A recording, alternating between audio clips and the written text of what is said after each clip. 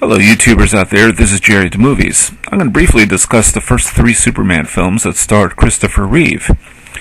The last time I had reviewed Superman 4: The Quest for Peace, so briefly I'm just going to discuss what it is that I love so much about the first two Superman films and what I didn't like about the third one. Of course, Christopher-Reeve played the mild-mannered Clark Kent and the superhero himself, the Man of Steel, Superman. At the time that Superman came out in 1978, Christopher-Reeve was an unknown.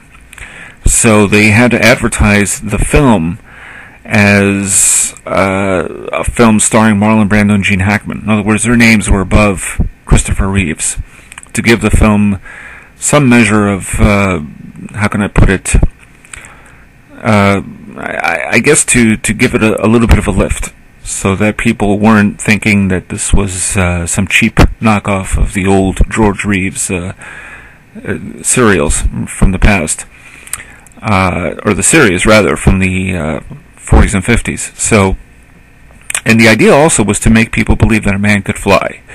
And nowadays we take that for granted, but back then this was a marvelous sight. It was a big surprise. I mean, was this going to work?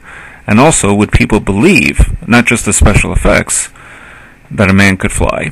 Because that's what Superman does, of course, but if Christopher-Reeve could pull off the dual role of Clark Kent and Superman.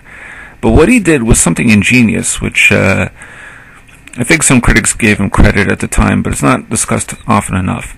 He made Clark Kent into a klutz and hunched over a little bit so that Lois Lane wouldn't think that he and Superman were one and the same. And when he is Superman, he is super heroic, to say the least. I mean, you really believe him as this Man of Steel of incredible strength. And that's what was captured so beautifully in Superman. Also, the Smallville scenes from the first Superman film with Ma and Pa Kent and all the nostalgia that we associate with America at a different time in history. The farmlands and Clark Kent trying to outrace the speeding train, all those things. Plus tragedy when Pa Kent, played by Glenn Ford, dies of a heart stroke. So there's that dilemma. Can't Superman save anybody just because he's Superman? And of course, Clark Kent creates the Fortress of Solitude, heads to Metropolis, becomes a reporter, a very fast typist, and we meet Perry White and Jimmy Olsen, of course, and Margot-Kidder's Lois Lane, and so on. There are just so many wonderful things about the first Superman film. I don't know where to begin. It set the standard, though, for all comic book films that followed since. It's really one of the best in this genre, which is a separate genre, the comic book genre. And it just did a great justice to the original Action Comics, to a character as popular as Coca-Cola and Santa. I mean, it's an iconic character. So Christopher-Reeve, everyone just pulled it off beautifully, especially Gene-Hackman as Lex Luthor. So anyway, and then what followed, of course, was Superman 2 in 1981, which was a super sequel. I mean, that literally was one of those rarities. It was not just an equal to the first Superman film, but probably just as good as the first one. And this film develops a relationship between Superman and Lois Lane. Lois Lane is deeply in love with Superman. And, of course, spoiler alert, for those who haven't seen it, she discovers that Clark Kent and Superman are the same person. This all happens in Niagara Falls. And there's a lot of humor in this film, but the relationship is fleshed out even more so. And Gene-Hackman is back as Lex Luthor. We see Otis briefly, played by Ned Beatty, who of course appeared in the first film, and Valerie Perrine playing Eve Tessmacher. Although her fate is never clear, because it's kind of left on the cutting room floor, I think. But the main thing are the villains. There are 3 new villains from Krypton. They were trapped in the Phantom Zone. They were criminals, and of course they left Krypton long before Krypton exploded. And that they are General Zod, played by Terrence Stamp, the man-hater Ursa, played by Sarah Douglas, and of course the childlike and humongous Non, played by, well, I forgot his name, Jack O'Halloran. There you go. Then there's also the President of the United States in this film, with an obvious toupee, played by E.G. Marshall. Clifton James is a small-town sheriff who was dumbfounded by Zod and his cohorts. And the glorious Susanna York returns as Superman's mother, who warns Superman of losing his immortality.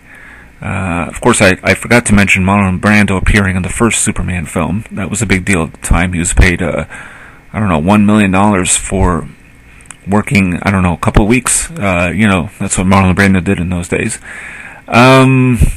So there, it's great fun watching the Phantom Zone villains trying to destroy half of New York City. It's not mean-spirited, as you might think. We've seen a lot of destruction to New York City. Of course, we've seen some real-life destruction, but it works in the spirit of the film. And director Richard Lester, I believe, deserves credit for making the continuity believable. He replaced Richard Donner, which was a matter of great controversy at the time. So I believe that Man of Steel never had it this good, and hadn't since Superman 2. There's also an alternate cut by Richard Donner that finally became available a few years back, I believe in 2006. And this was probably a first in history, a sequel that had completely original footage that wasn't used at all. It was a totally different kind of film. Richard Donner was basically replaced and by Richard Lester, as I just said, but again, there was a feeling that they wanted to change the pacing of the film, make it a little campier, and some of it is, but mostly it's humorous, I think. There's a great deal more humor in Superman 2, and I think that makes sense. I prefer Lester's version. Donner's version is not bad. It makes the mistake, I think, of truncating the relationship between Lois Lane and Clark Kent, which made the second film so spectacular from Lester's direction. They seem to leave it out, and it's not as powerful or as human as that film. But having said that, the differences are aplenty. For one, the opening sequence, which I think is even better, showing Marlon Brando's Jor-El, who sentences the 3 Krypton villains to eternal damnation. What's nice is that we see Brando, who was edited out of the original Lester opening thanks to studio financial problems, mainly Brando's exorbitant fee had he been featured in Superman 2. It leads to seeing Superman throwing a rocket from the original film into space, where it breaks the Phantom Zone and frees the 3 criminals, rather than the hydrogen bomb in Paris that we see in the Lester cut. So there are things that I do like, but I think the chemistry was missing. They seem to have left out the emotion that I admire so much. It's still an entertaining film and worth seeing, but there are things you'll miss. Superman returning the flag to the White House, the defacement of Mount Rushmore, the cellophane S, things of that nature, the battle at the Fortress of Solitude. I mean, there are a lot of things, but more often than not, the extra Lex Luthor and Miss Tessmacher scenes are priceless. But you'll still wonder what happened with Miss Tessmacher anyway. So, then came, in 1983, Superman 3. Which, to me, is the least of the series. I mean, even Superman 4 is better than this one. Now, this was a time when computers and Atari ran amok in America. And there was this computer language at one time known as BASIC, which everyone talked about. And Atari was the PlayStation of its day. And Superman was still technically the superhero everyone loved. But this film, I think, what was gone from Superman 3 was the warmth, the humor, the humanity brought to the first 2 Superman films. Superman 3, I think, is mostly a crude, lethargic machine of a movie. The special effects are still good, but there's no energy, no human interest.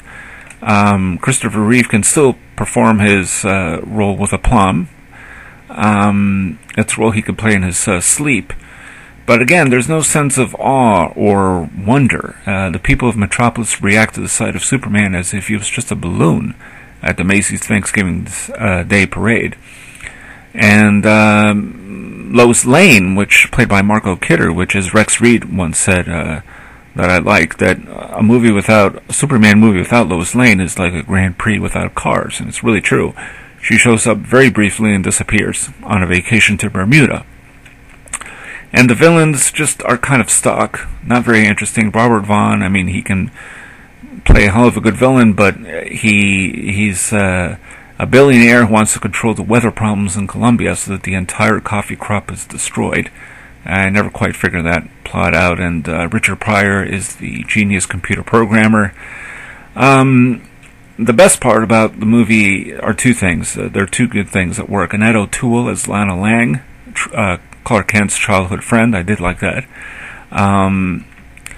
And also the scene between Superman and a Bizarro character, a Bizarro Superman, the evil Superman, and their fight in a junkyard. That really was very effective. But the rest, which is directed by Richard Lester, becomes something of a slapstick comedy. And there's even an opening film with the opening of the film starts off with a slapstick ballet of some sort that just has no place in anything associated with the name Superman.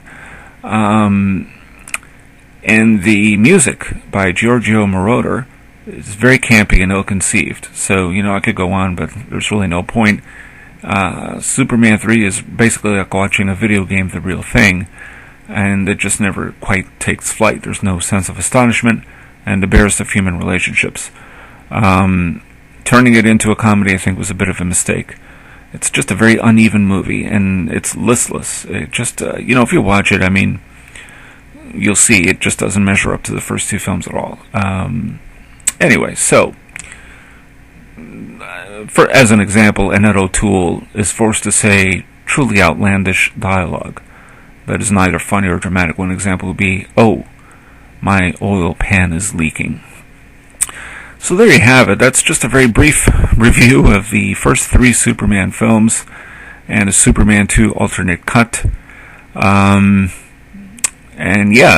Christopher-Reeve, his last outing as Superman was Superman 4, and, well, that was really it. It's unfortunate that the series couldn't have been better. I'd heard that Richard Donner had wanted to continue making Superman movies, but did not get along with the Salkinds. I don't know how you pronounce their name. The names of the producers of the first two films. The first three, I believe. Anyway, there you have it. Superman 1978 is the best. Superman 2, damn good. Richard Donner cut, worth seeing. Superman 3, not worth seeing. So this is Jerry the Movies, signing off.